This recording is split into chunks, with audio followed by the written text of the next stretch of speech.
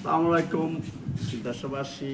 আপনাদের হযরত মুফতি ইরশাদ রহের মাজারের যে মাদ্রাসাটা আছে, মাদ্রাসাটা অতি জরুরিভাবে আমার মনে হয় এটা প্রয়োজনীয় কিছু পোলাপান খেলা হইতে পারে না, বা একটা জায়নাজাও বড় করে পড়তে পারে না।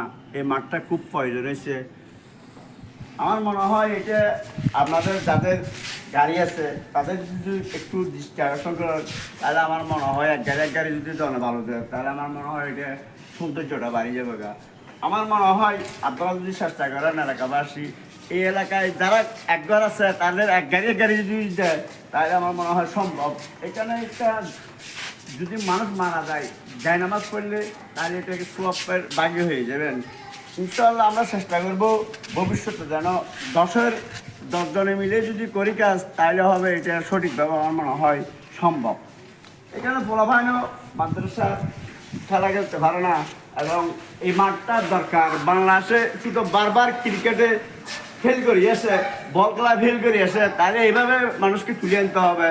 বল খেলা এবং ক্রিকেট খেলা বাংলাদেশে আজও পর্যন্ত বিশ্বকাপ আনতে পারে না। বাংলাদেশ স্বাধীন হওয়ার পর থেকে বাংলাদেশে কিসের অভাব এটা জানি না।